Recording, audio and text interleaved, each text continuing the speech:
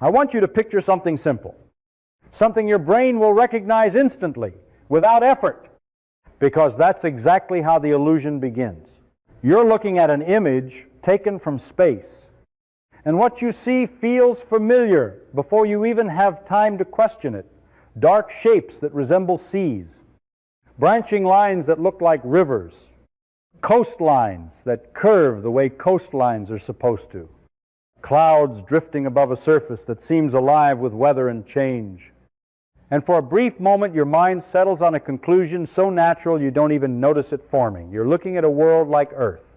That moment, that quiet assumption, is where Titan gets you, because what you're actually seeing is Titan, a moon orbiting Saturn, nearly 2 billion kilometers from the sun, far enough that sunlight arrives weakened, reduced to something pale and distant, yet still just strong enough to illuminate a landscape that seems to echo everything, you know. And this is what makes Titan different from every other hostile place in the solar system.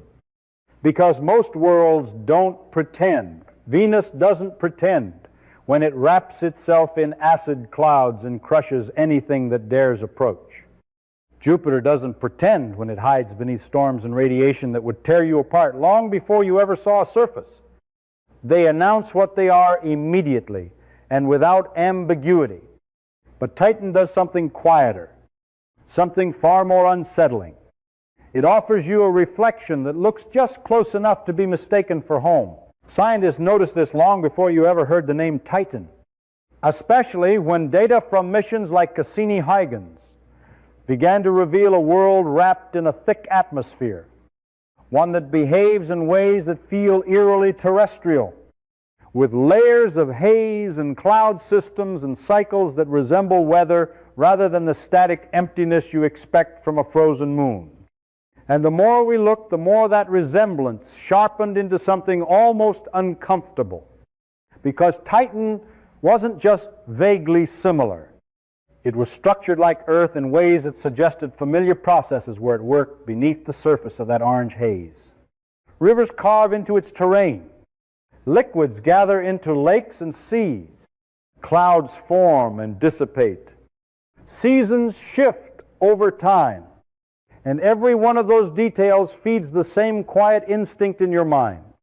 The instinct that says, this is a place you understand, but here's where you need to slow down. Because the trap only works if you keep moving too quickly, if you let recognition stand in for understanding. I want you to hold on to that image of rivers and seas for just a second longer, and then begin to strip away what you think you know. Because on Titan, the shapes are familiar, but the substance is not. And that distinction is everything. Those rivers are not carrying water. Those seas are not filled with anything you could drink or even touch safely. And the clouds above are not part of a cycle that sustains life the way it does here. The structure is borrowed, almost perfectly. But the ingredients have been replaced with something entirely different. Something colder, harsher, and fundamentally incompatible with anything you would call home. And that is the part your brain resists, because it wants to compress what it sees into something manageable, something recognizable. It wants to say, this is like Earth, and move on. But Titan refuses to let that simplification hold for long, because every layer you examine more closely peels away that comfort and replaces it with a version of reality that looks right at a distance and feels wrong up close.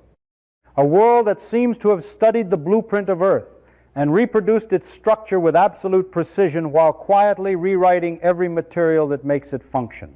You didn't misunderstand what you were looking at. You understood it exactly the way your brain was designed to. That's the problem.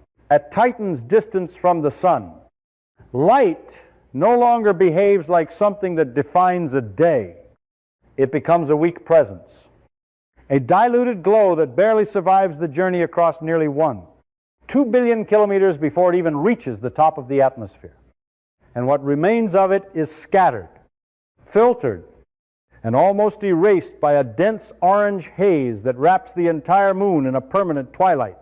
If you were standing on the surface at what should be noon, there would be no bright sky above you, no sharp shadows, no sense of direction from the sun, just a dim, uniform glow pressing down through layers of smog thick enough to hide the heavens completely, leaving you with the strange and disorienting impression that the world simply ends a short distance above your head. The atmosphere itself would feel familiar on paper and completely alien in reality, because it is composed primarily of nitrogen, about 95%, which sounds almost reassuring until you realize that the remaining fraction is filled with methane, hydrogen, and a complex mix of hydrocarbons that react under ultraviolet radiation to produce that persistent haze, a chemical fog that never clears, never thins, never gives you a clean view of anything beyond it. You would be breathing nothing because there is nothing there your body could use. And even if you were protected inside a suit, the environment outside would not behave like air as you know it. It would feel heavier, thicker, more resistant, pressing gently but constantly against every surface, slowing motion, dampening sound, reshaping how movement itself feels. And then there is the cold, not the kind of cold you imagine from winter or high mountains, but a level of cold so extreme that it changes the basic behavior of matter, where temperatures hover around minus 179 degrees Celsius, a range in which materials you trust on Earth begin to fail. Metals lose their flexibility. Substances that are gases here condense into liquids, and the entire landscape reorganizes itself around chemistry that only makes sense under those conditions. Methane, which on Earth exists as an invisible gas you might associate with a faint smell near a stove, becomes a stable liquid here, flowing across the surface, pooling into lakes, forming seas that stretch for hundreds of kilometers, not as an anomaly, but as a fundamental part of how this world operates. That transformation alone should force you to pause, because it means that everything you instinctively associate with water on Earth, rivers, rainfall, evaporation, accumulation, still exists in structure, but not in substance. And the consequences of that substitution are not subtle. Liquid methane is not something you can touch, not something you can wade through, not something your equipment can safely ignore, because it behaves as a solvent capable of interacting with materials in ways that would degrade or destroy them if they are not specifically designed to withstand it, turning what looks like a calm, reflective surface into something chemically aggressive and deeply hostile. Even the simple act of existing in that environment would feel wrong in ways that are difficult to anticipate, because gravity on Titan is only about 14% of what you experience on Earth, while the atmosphere is significantly denser, a combination that alters how objects fall, how droplets move, how motion unfolds through space. If methane rain were to fall around you, the drops would not behave like rain you recognize.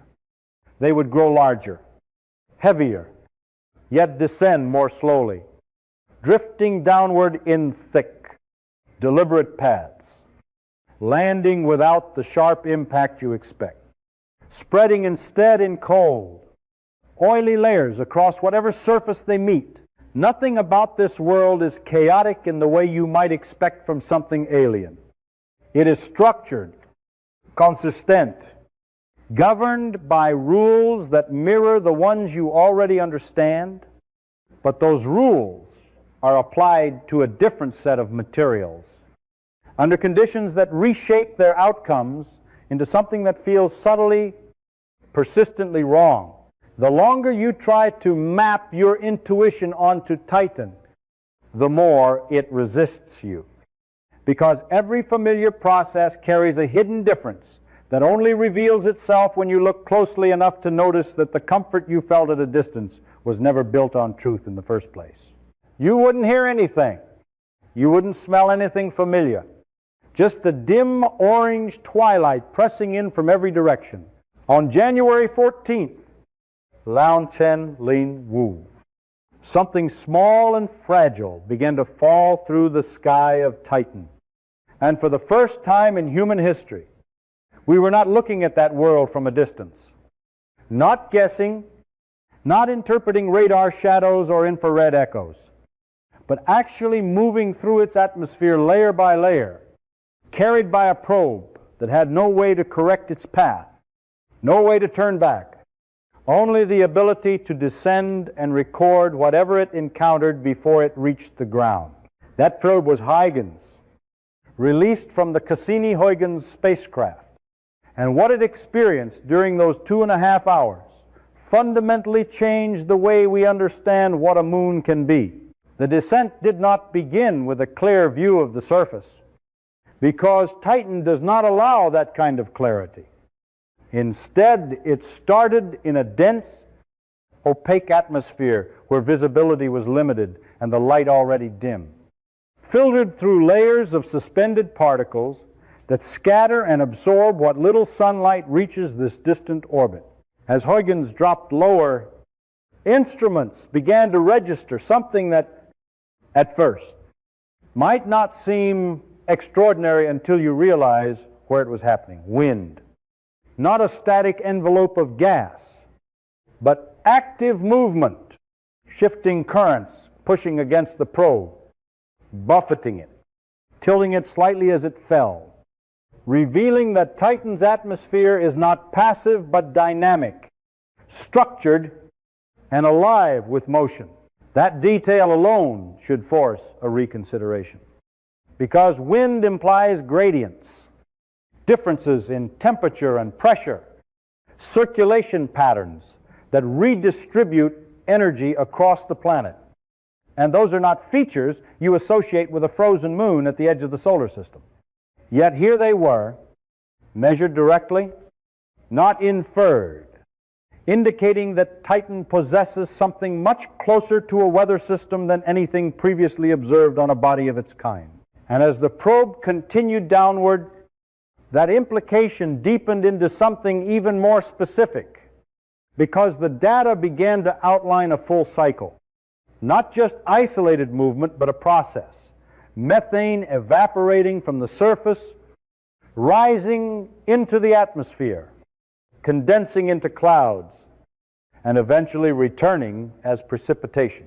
This is where the familiarity becomes almost unsettling again, because the structure is unmistakable.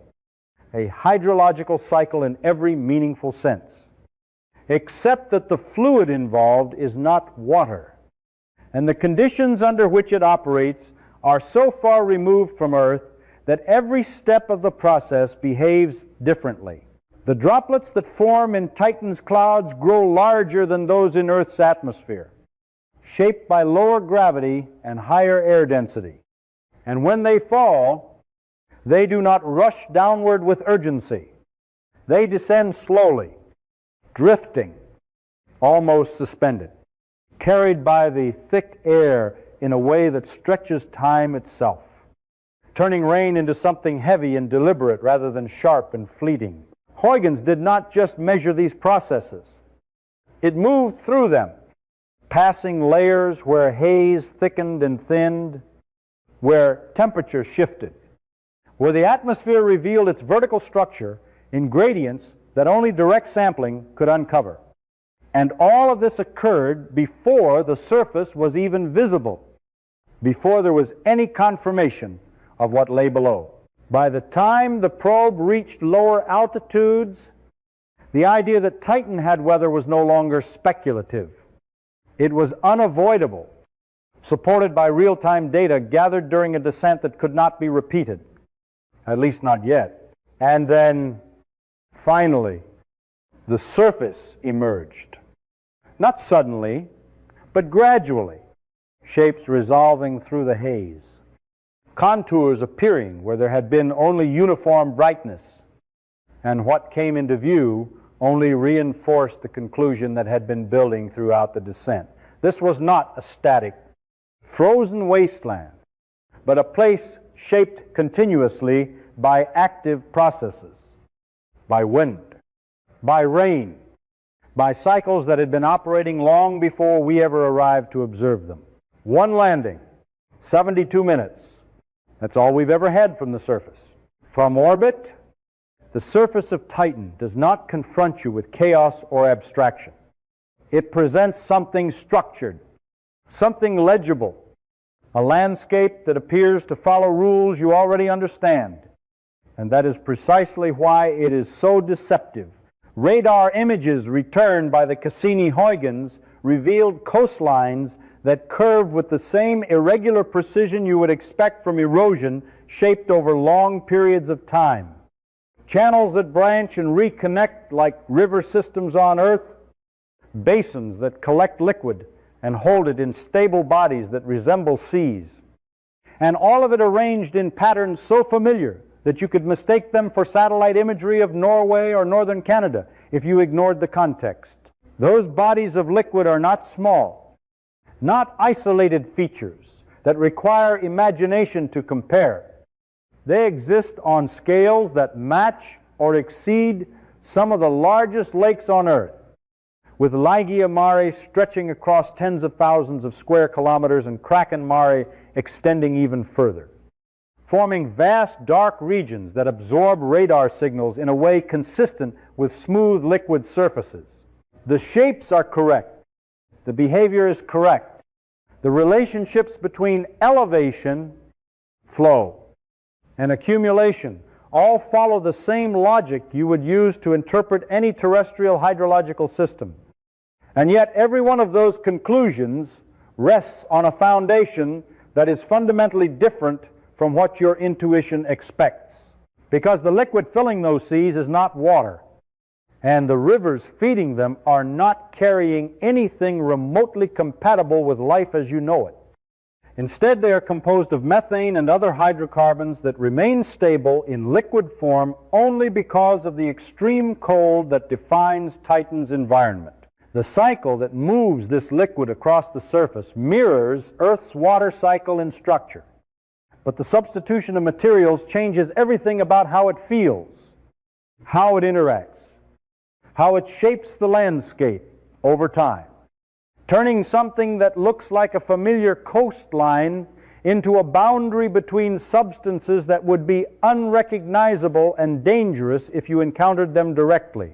Even the solid ground resists your expectations once you look closely enough, because the objects scattered across Titan's surface, the rounded shapes captured in the single image returned by Huygens, resemble river rocks so convincingly that they triggered immediate recognition among scientists who had spent their careers studying erosion on Earth. Smooth, rounded, clustered in patterns that suggest transport by flowing liquid. They look exactly like stones shaped by water over time. Except they are not stone in the sense you understand. They are composed of water ice that, under Titan's temperatures, behaves like rock, hard and rigid, capable of maintaining structure where it would melt instantly on Earth. This inversion extends even further when you move into Titan's equatorial region, where vast fields of dunes stretch for hundreds of kilometers, arranged in long, parallel lines that mirror the linear dunes found in deserts like the Sahara or the Namib, matching them in scale, spacing, and overall geometry so closely that the comparison becomes unavoidable. The processes that form these dunes are also familiar, driven by wind patterns that transport particles across the surface, gradually building structures that reflect prevailing atmospheric conditions. But once again, the materials betray the illusion. because the sand itself is not made of silicate, minerals, or broken rock. It consists of complex organic compounds. Tholins formed in the upper atmosphere through chemical reactions triggered by ultraviolet light and then deposited slowly over time. There is a detail hidden within those dunes that captures the deeper strangeness of this world. Something that does not align even when you accept all the substitutions and inversions, because their orientation does not match the dominant wind patterns expected from Titan's rotation and atmospheric circulation. For years, this inconsistency resisted explanation until a more complex picture emerged, one in which rare but powerful methane storms temporarily reversed surface winds, reshaping the dunes in ways that override the steady influence of weaker, persistent currents, revealing a system where gradual processes build structure slowly while brief. Intense events redefine it in sudden, dramatic shifts at every scale, from pebbles to seas to entire desert systems. Titan presents you with a landscape that behaves correctly while being constructed from the wrong materials, a world where the equations hold but the inputs have been replaced, where familiarity emerges not from shared substance but from shared structure. The more you examine it, the more it forces you to separate those two ideas, to recognize that resemblance does not imply equivalence, that a coastline is not defined by what fills it, that a river is not defined by what flows through it, and that a desert is not defined by the composition of its sand. Everything behaves the way you expect. Nothing is what it should be. What you see on the surface of Titan already feels like a contradiction held together by familiar shapes and alien substance. But the deeper you look, the more that contradiction becomes layered, because everything described so far exists only at the outermost skin of the world, a thin boundary compared to what lies beneath it. The data that revealed this did not come from images or direct observation of the ground, but from something far less intuitive. Subtle variations in Titan's gravitational field measured during repeated flybys by the Cassini-Huygens spacecraft. Differences so small they would be meaningless without careful analysis, yet precise enough to expose the internal structure of the moon in a way no camera ever could. Those measurements told a story that was not visible from the surface, a story of layers, not just of ice and rock, but of movement and separation. Because the outer shell of Titan does not behave like a single rigid body. Instead, it appears to shift slightly under gravitational influence, as though it is decoupled from what lies below it. And that kind of behavior only makes sense if there is something between the surface and the deeper interior that allows for that motion. Something that can flow. Something that can deform without breaking. Something that acts as a boundary rather than a solid connection. The most consistent explanation, supported by models and reinforced by multiple observations, is the presence of a global subsurface ocean, buried beneath an icy crust estimated to be tens of kilometers thick, possibly extending down 50 to 100 kilometers before reaching that hidden layer of liquid.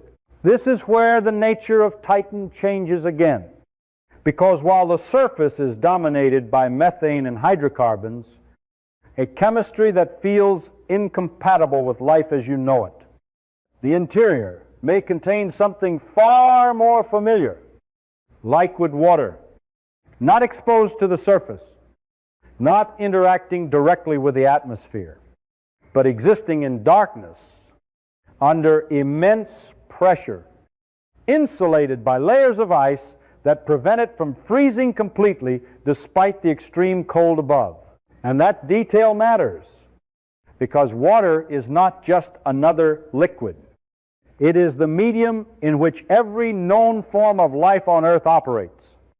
the environment that allows complex chemistry to organize, to persist, to evolve into systems that can sustain themselves over time.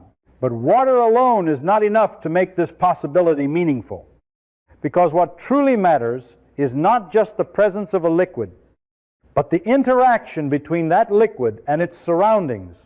If Titan's subsurface ocean is in contact with a rocky core, if there are regions where heat from the interior drives chemical reactions between water and mineral surfaces, then the conditions begin to resemble something very specific, something already known to support life in environments completely isolated from sunlight.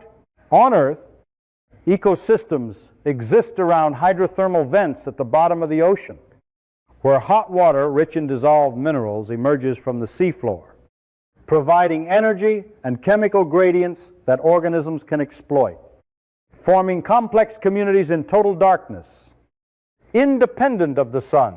The possibility that similar processes could exist within Titan's hidden ocean is not speculation in the abstract. It is a direct extension of what we already understand about how life can emerge and persist under extreme conditions. But the difference here is scale and isolation, because this ocean, if it exists as predicted, would be completely sealed beneath a shell of ice thick enough to isolate it from the surface entirely, creating an environment that has evolved separately for billions of years without any direct exchange with the atmosphere above. Whatever chemistry is occurring there, whatever structures might be forming or have formed, would do so in a context we have never directly observed, using energy sources and pathways that may parallel Earth's deep-sea environments or diverge from them in ways we cannot yet predict.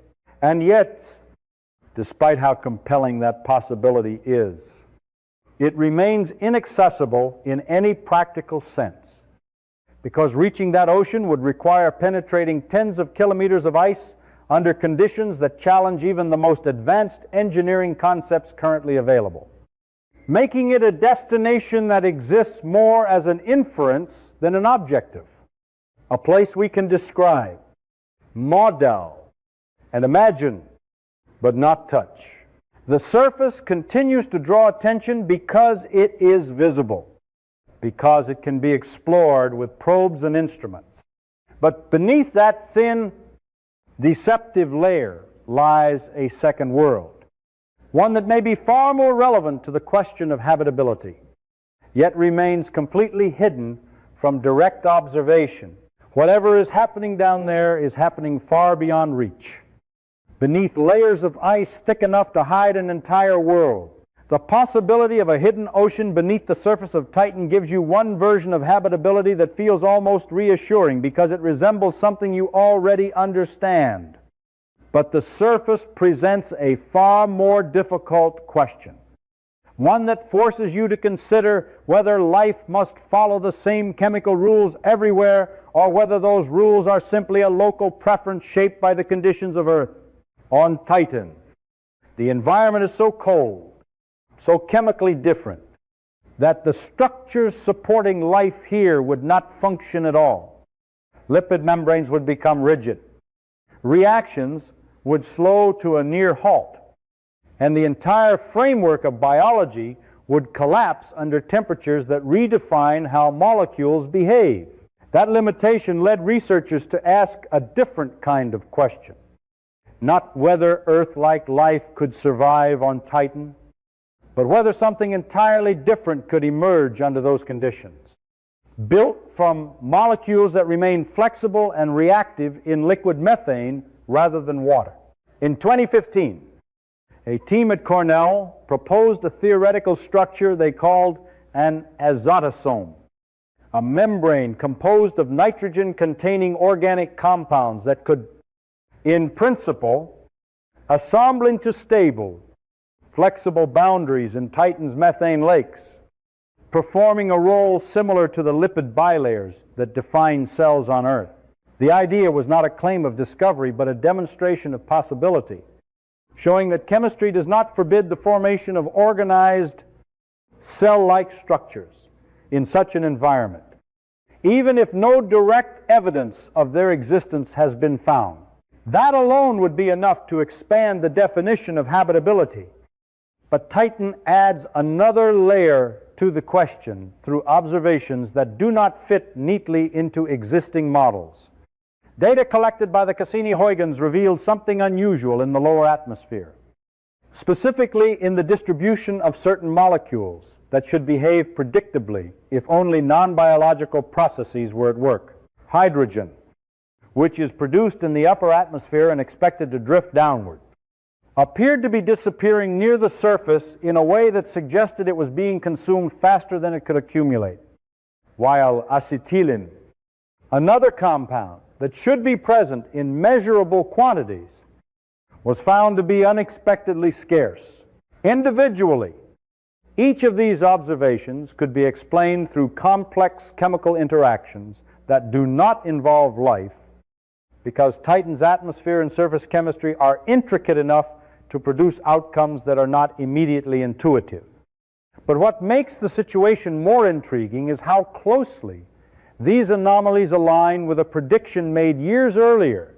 The astrobiologist Chris McKay had proposed that if methane-based life existed on Titan, it might use hydrogen as a source of energy and acetylene as a fuel, combining them to produce methane as a byproduct, a metabolic pathway entirely different from those on Earth, but chemically plausible under Titan's conditions.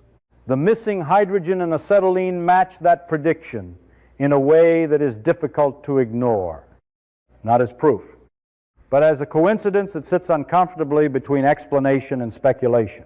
This is where the question becomes less about data and more about interpretation, because science does not move forward by accepting the most exciting explanation.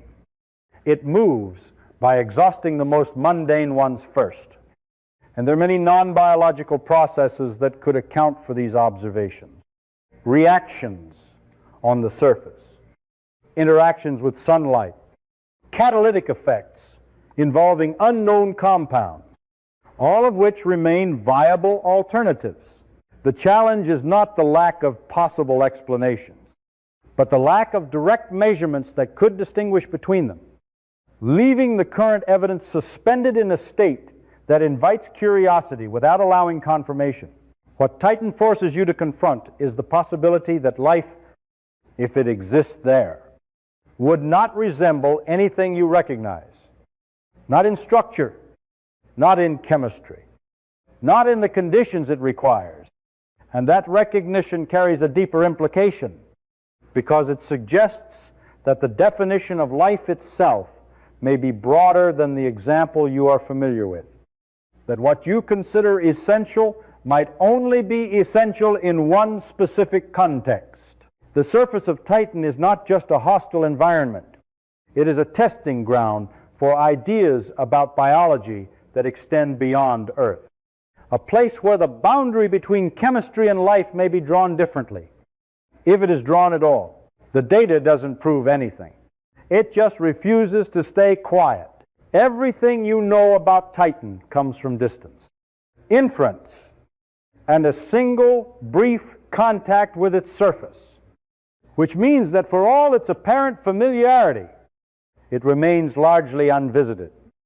A place mapped in fragments and reconstructed through interpretation rather than direct experience.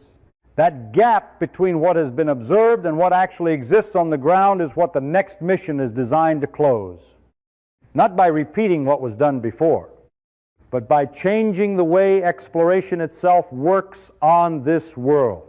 Dragonfly is not a lander that arrives, transmits data, and fades into silence. It is a machine built to move, to lift itself from one location and carry its instruments across the landscape, turning Titan from a single point of contact into a network of sites that can be compared, sampled, and understood in relation to one another. The choice to build something that flies is not an engineering novelty. It is a response to the specific conditions of Titan, where low gravity and a dense atmosphere create an environment in which flight is not only possible but efficient, allowing a vehicle to traverse distances that would be impractical for a rover and to reach locations selected not by proximity but by scientific value. Each hop of Dragonfly is designed to cover several kilometers, lifting off, navigating through that persistent haze, and landing again in a different region where it can analyze the surface, measure chemical composition, and search for patterns that cannot be detected from orbit. The target is not random terrain, but carefully chosen sites, such as impact craters, where materials from beneath the surface may have been exposed and mixed with organic compounds already present above, creating environments where different chemical pathways intersect. That intersection is critical because it represents a rare opportunity to examine conditions where water-based and methane-based chemistry might have briefly interacted, even if only in the distant past, offering a natural experiment that cannot be reproduced in any laboratory. Dragonfly carries instruments capable of analyzing these materials in detail, including mass spectrometers designed to identify complex organic molecules and determine how they are structured, how they vary across locations, and whether they show signs of organization that go beyond random assembly. The mission does not assume that it will find life. It is not built around that expectation, but it is designed to recognize patterns that would force a reevaluation of what chemistry can become under Titan's conditions. The challenge lies not only in the scientific objectives, but in the environment itself, because operating on Titan requires systems that can function under extreme cold, where conventional materials behave differently, where lubricants can fail, where electronics must be protected from temperatures that would disrupt normal operation, and where the only reliable source of power comes from the steady decay of plutonium-238, providing energy in a place where sunlight is too weak to sustain solar systems effectively. Every movement, every measurement, every transmission back to Earth must be executed within constraints that push the limits of current technology, making the mission as much a demonstration of engineering as it is an exploration of an alien world. And yet, even as Dragonfly represents a step forward, it does not eliminate the uncertainty that defines Titan. It amplifies it, because the more precisely you measure something, the more clearly you see what you do not yet understand. Each new data point has the potential to resolve existing questions or to introduce new ones. To confirm that Titan is merely a chemically complex but lifeless system, or to reveal structures that suggest a deeper level of organization, something that sits on the boundary between chemistry and biology without fitting neatly into either category. The outcome is not predetermined, and that uncertainty is what gives the mission its weight, because it is not just about filling gaps in a map. It is about testing whether the assumptions used to interpret that map are valid in the first place.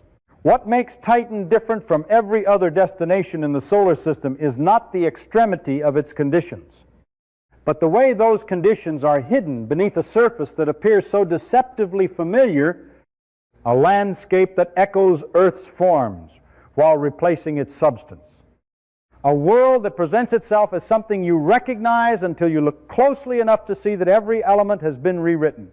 Dragonfly will move through that environment, crossing dunes made of organic particles, landing near features shaped by liquid methane, sampling materials that have never been touched directly before. And in doing so, it will begin to answer questions that have remained open since the first images were returned decades ago.